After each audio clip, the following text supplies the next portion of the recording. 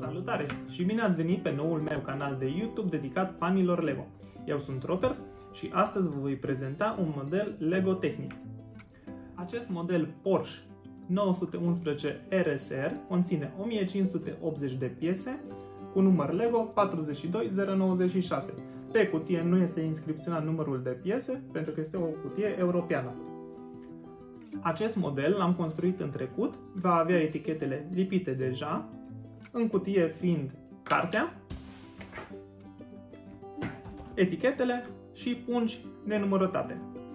Cu o multitudine de caracteristici autentice, incluzând aripă în formă de gât de lebădă, oglinzi retrovizoare aerodinamice, jante negre sport foarte frumoase, ușile care se deschid, un motor în 6 cilindri care se mișcă în partea din spate, în fața punții din spate, și o capotă care se poate ridica ca să vedem motorul din spate.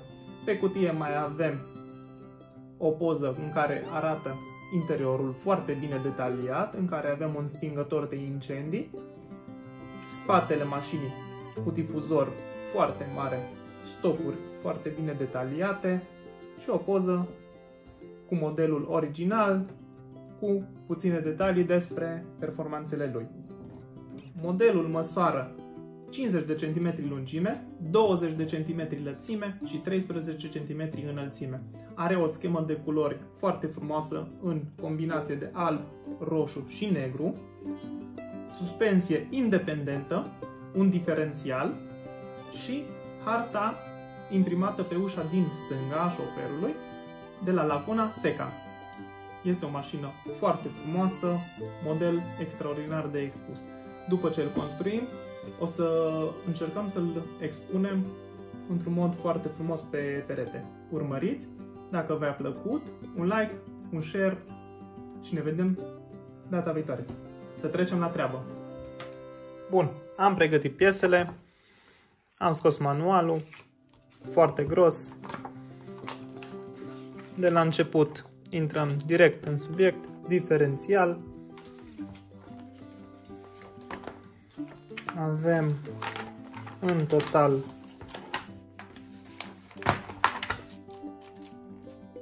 289 de pagini,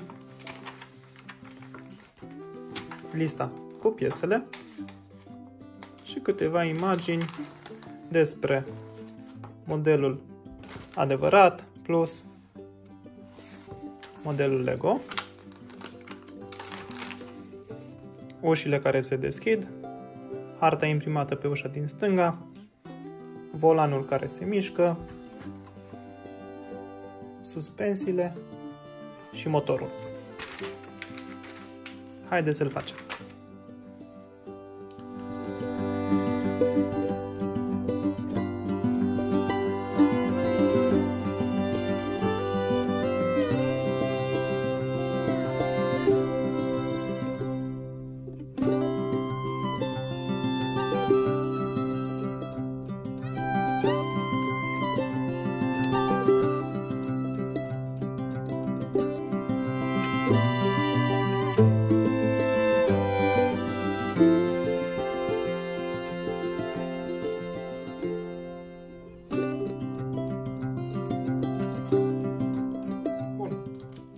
Aici avem diferențialul. Vedem cum funcționează. Blocăm o roată, se învârte doar cealaltă. Cele două telescoape funcționale independente.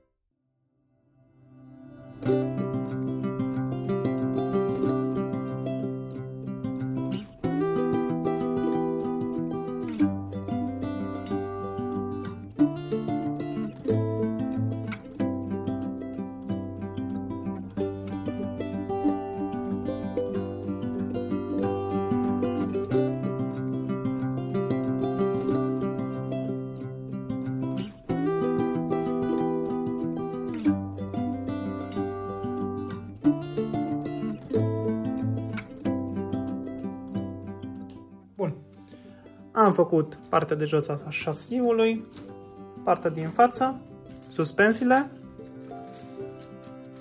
și volanul.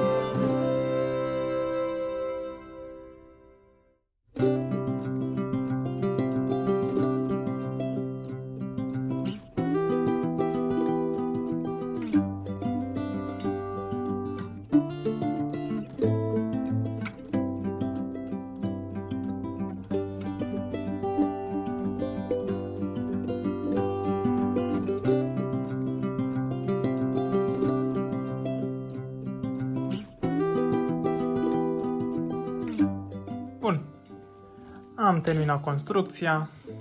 După cum se vede, un model impresionant, foarte mare. Volanul funcționează. se pot deschide ușile.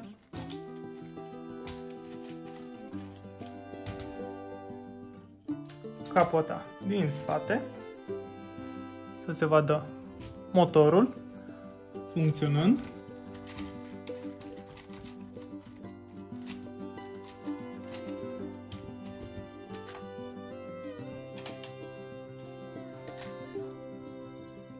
Totul în culorile frumoase, alb, roșu și negru. Inscripțiile 911 Porsche, reclame, un model foarte frumos.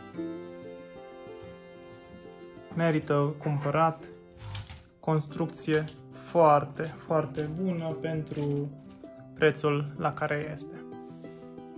După aceasta o să-l punem și pe perete, să vedem cum o să funcționeze.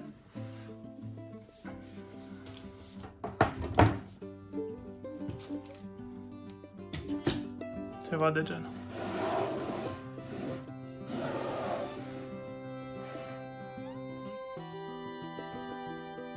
Lăsați un comentariu, spuneți dacă vreți să vedem și cum îl atârnăm. Mulțumesc frumos pentru vizionare, o zi faină!